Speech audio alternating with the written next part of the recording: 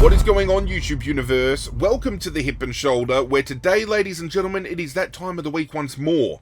It is time to get our tips in.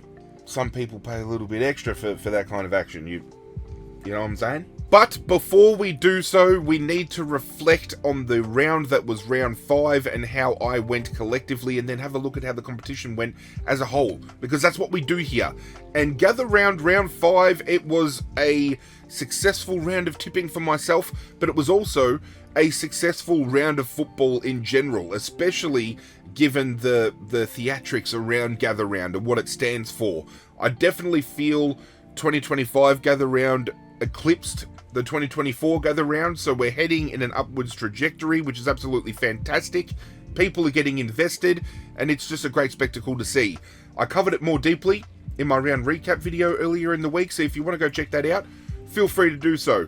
For the round, I managed 7 out of 9, which is actually not a bad return given my track record when it comes to tipping. And it was the South Australian teams that let me down, either because I didn't tip them or I did tip them, which is reflected on Thursday night when we tipped Adelaide to defeat Geelong by 16 points, and in the end, Geelong, with that big comeback, taking a win by 19 points, digging deep, firming as potentially a premiership favourite that not many people were discussing up until this point in time. Adelaide just fading away, consistency becoming a problem, and not only that, they finally face a premiership contending team, and they fade out. So it's going to be interesting to see how Adelaide move forward.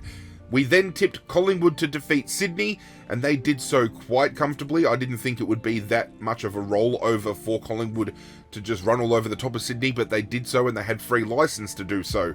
We tipped the Gold Coast to defeat North Melbourne, and a game that was so close at half-time, and even at three-quarter time it was within grasp, just ballooned out to such a monstrous lead. I don't know whether to be impressed by the Gold Coast or disappointed in North Melbourne.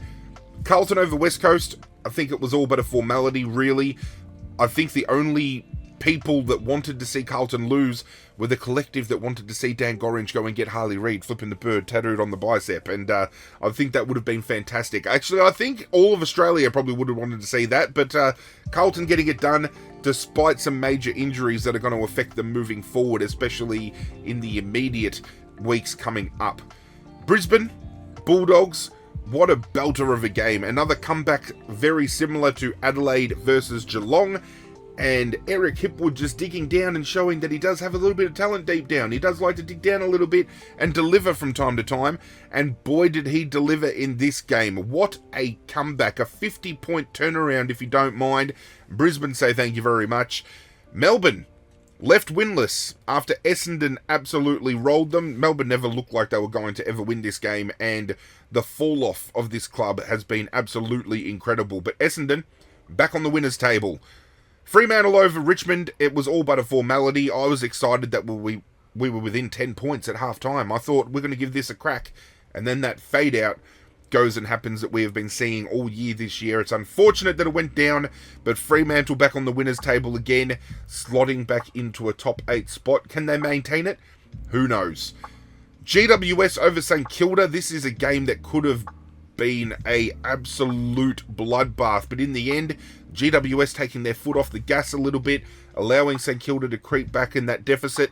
But GWS were still the convincing winners here. They were never going to lose this game, and I think this performance in itself should be showing the rest of the competition that they are a premiership threat that not many people are rating. So keep your eyes on the Giants. My last and second blemish of the round came because I did not tip Port Adelaide. I tipped the Hollywood Hawks. I thought Hawkball was going to be able to overcome Port Adelaide. And to think Port Adelaide were almost 70 points clear at one point in this game is absolutely fucking incredible. I don't understand. This is a team that got monstered by St Kilda only the week prior at Adelaide Oval, and that's what convinced me to back Hawthorn in here. Could have been the loss, however, that I feel Hawthorn needed, because it's one of those humbling losses. It's one of those losses that brings a team back down to earth. It's just going to be very interesting to see how that club responds moving forward. Does this shake the boat a little bit and rock their momentum, or does it fuel the fire to want to get back on the winners' table? But that's how I fared this weekend. Not tipping Port Adelaide and tipping Adelaide cost me a perfect tipping round. And while I thought 7 out of 9 was a great return, it turns out 8 out of 9 was the best return we could have had in my competition this week. So congratulations must go to Footy Campfire Thomas P, Dan Cash Daniel P, Jess Z, and Ads Conspiracy, I'm going to say it's Ads Conspiracy, Adrian P. All of you tipping 8 out of 9 have you ranked as the top tipsters for this week. So congratulations to you all. And then reflecting on the total tips, I'm pretty sure holding out for another week on top is still Jazz Sky 13, Jazz S, sitting on top of the competition with 37 votes, or 37 tips total. In second place, we have Skyo V, Lana S, and then trailing behind, we have a handful on 35 and a handful on 34. I managed to creep up to 26 out of 48, so that's a couple of steps forward. I'm still a bit ways off the mark, but given how I've actually been tipping the last few weeks, might be able to stem that flow a little bit. Before we advance and we dive into this week's tips, there is still plenty of time to get on board this tipping competition. It is free to join. Get on board. Links and everything that you need to do so are down in the description of this video. Go and help yourselves. Leaving Gather Round behind, we move on to round 6, which is Easter weekend football, which always boasts some brilliant matchups. And this year, I feel the Easter Monday matchup is probably the biggest that we have going to see in recent years, because in the past, we've either seen a Geelong team or a Hawthorn team that has a little bit of an edge, that the scale is a little bit outweighed. This year, they're two of the informed teams of the comp. They're playing the best football amongst the rest. So going head to head, we're going to get an absolute belter on Easter Monday. But before we get there, all the action starts on Thursday night with Brisbane hosting Collingwood at the Gabba. This is going to be a big game. When these two teams face off, it is always brilliant to watch. But it's at the Gabba. Brisbane have home field advantage, and we know that they love to be very dominant when it comes to home game advantage, and I think they are going to get it done quite comfortably. I'm going to back Brisbane in. It's saying I've got to pick a team before a margin. I've done that plenty of times, but I'm going Brisbane by 19 points. It's a common trend in Thursday night football action this year that the games fall on a very close margin. It's only been a handful of goals either side, I feel, for almost every round so far. And I think Brisbane, coming off of the huge win they had against the Bulldogs, that 50-point turnaround, holds them in great stead. But that being said, Collingwood doing it very easy against Sydney might instill into the minds of some people that Collingwood are starting to get back on track, and that's a scary thought. So I'm tipping this to be one of the games of the round, but I'm backing Brisbane to get the job done at the Gabba. I just feel at the Gabba it's just too much of a insurmountable effort for Collingwood to overcome. But now that I've said that, Collingwood will probably go on to win. On Friday night, Good Friday, well, it's on Friday afternoon rather, not Friday night, because we have two games going on Good Friday, the first of which is at Marvel Stadium on Friday afternoon with North Melbourne taking on Carlton. This is an interesting watch because North Melbourne go into this game off of some decent effort that we have seen in recent weeks. Obviously, a couple of weeks back, Sydney did a rather big number on them, but last week against the Gold Coast, for at least 3 quarters of football, they were very competitive. So if they can start finding continuity in their game, we might start seeing the best of North Melbourne come back out again. Who knows? We might see that team that rolled Melbourne earlier in the season rock up on Good Friday and do a number on Carlton, especially given Carlton go into this game with no Harry Mackay because he is out with concussion protocol, and Brodie Kemp has recently been announced to now miss the 2025 season due to the leg injury he sustained. So those are two heavy hitters out of Carlton's forward line this year. Do they play Patrick Cripps forward more often like they did last week against the West Coast? Or do they just rely on a Charlie Curnow or chucking a Jack Silvani from out of defence up forward to carry their forward line? I'm not sure, but I just think Carlton doing a number on West Coast last week is going to be the momentum boost that they needed, the shift in dynamic, and I think Carlton will end up winning this game by 5 goals. I think they'll get it done. Charlie Curnow to kick 4. Friday night, Good Friday night football. West Coast, Essendon. and it's being played at Optus Stadium. I don't think that gives West Coast as big of an edge as people would suspect.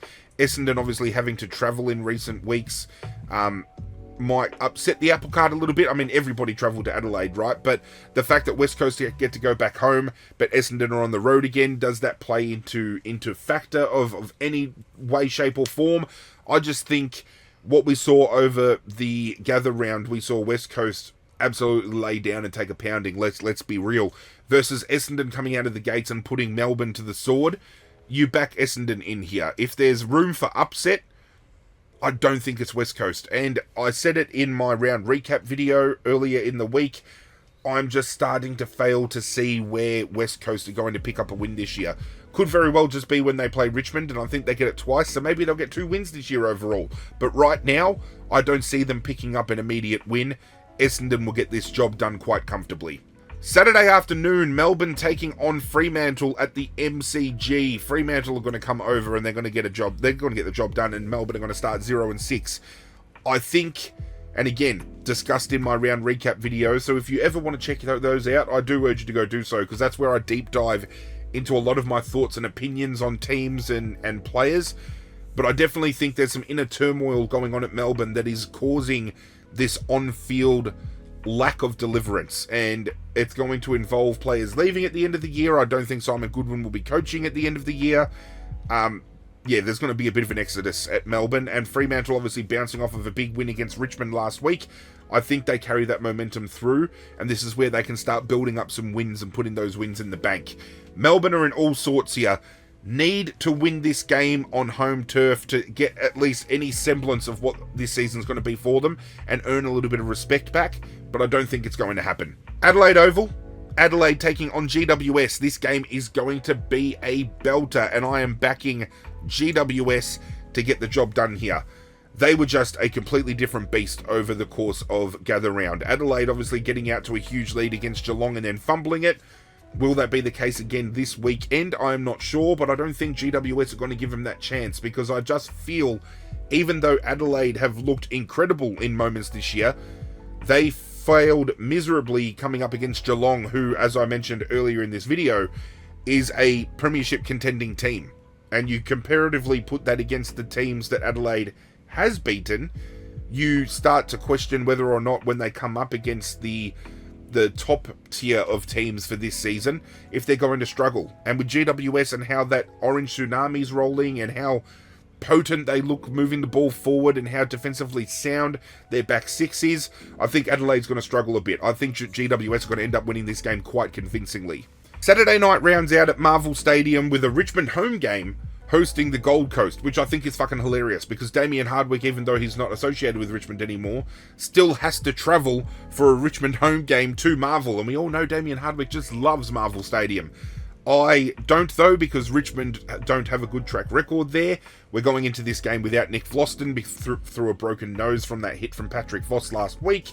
Noah Bolter will be available for selection this week, but I don't know whether Richmond will roll the dice and bring him back in. There's a lot of people that have opinions about Noah Bolter currently. Obviously, the sentencing for his court hearing has been postponed.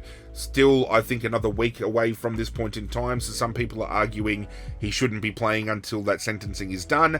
Some people are calling for his head even further, saying he shouldn't play football ever again. I just reckon Richmond should bite the bullet. You either play him or you don't play him. Make the decision now. Either way, he's going to get jeered and booed by every single opposition crowd that we come up against when he does come back into circulation, whether or not it is before or after his sentencing. I'm not going to dive into it because I don't want to get political, but he will be available for selection. Josh Smiley will be available for selection this week. We've got some players that are coming off of injury that are slowly starting to get back in circulation, but all of that being said, I don't think Richmond win this game at all. I think Gold Coast are on too hot of a run. Their midfield is going to run absolutely rampant on us. If Vlauston is out and we don't play Noah Bolter, I feel Ben King is going to have a day out. He's been kicking big bags, and I'm feeling he could kick 6 or 7. 6 or 7 against Richmond this week. I think Ben King's going to absolutely pop off. I think Matt Rowell and Noah Anderson are both going to have over 30 disposals apiece, and Daniel Rioli is just going to run absolutely rampant off of that halfback flank. I just hope we get a competitive Richmond this week, because yet again we saw just a half of competitiveness last week, and the drop off was just too much to handle for our younger kids. So just hoping for a little bit of semblance here, and a little bit of clarity, a little bit of paring it back, and just getting back to simple things that won us the game against Carlton, and things that kept us in the game against Brisbane. Just bring that back, and I'll be a happy man this weekend. Rolling on to Sunday, the first of 3 games, we have Sydney hosting Port Adelaide at the SCG. I think Sydney back at home find their feet again. I don't think they drop the ball against Port Adelaide, although the red-hot start Port Adelaide did have against Hawthorn this past week. I wouldn't rule them out to rocking up to Sydney. I was going to say Sydney. To rocking up to the SCG, because I was thinking SCG and then I said Sydney.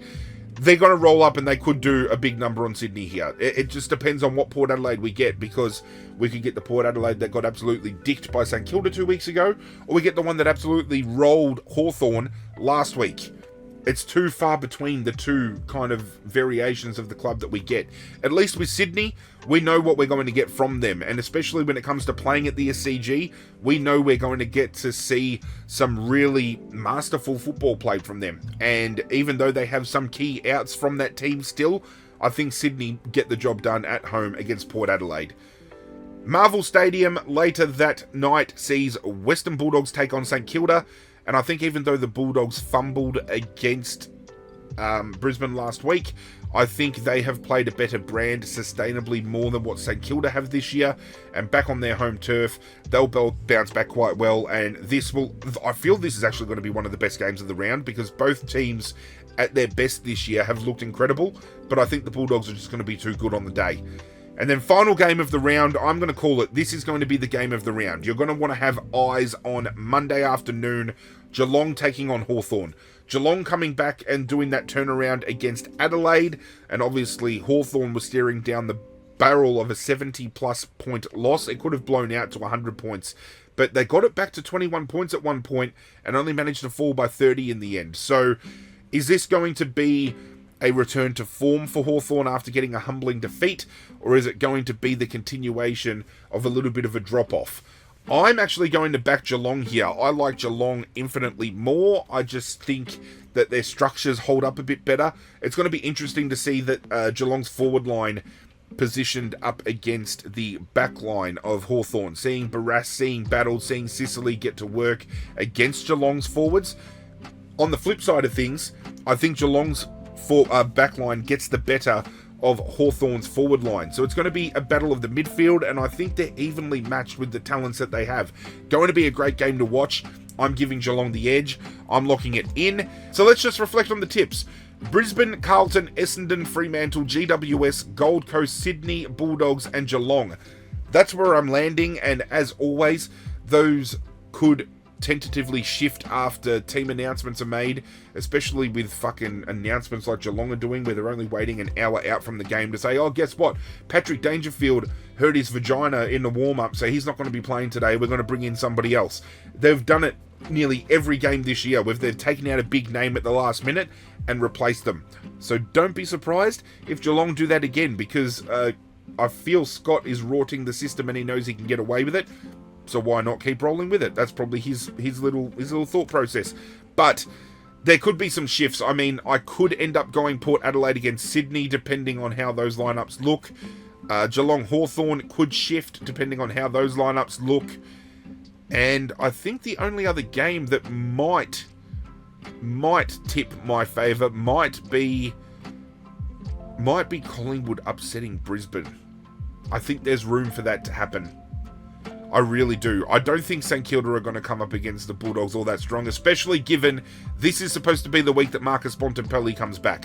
So what a week. It's going to be a jam-packed, action-based weekend of football, and we get Marcus Bontempelli, arguably the best player in the competition, back at it again. So I think this is where the Bulldogs start to get their meteoric rise up the ladder. That's it from me. I'm going to keep on rambling if I don't stop myself right now. Thank you for joining me for another video. Do hope you guys enjoyed. I would appreciate it if you did enjoy it, if you considered hitting that like button down below. If you want to get on board the community we are building here, feel free to hit that subscribe button. And don't forget, in the description of this video, if you want to get on board my tipping competition, all the links are there. Go and help yourselves. But that's it from me, guys. I'm out of here. Good luck to your teams this weekend. And as always, I will catch you guys next time.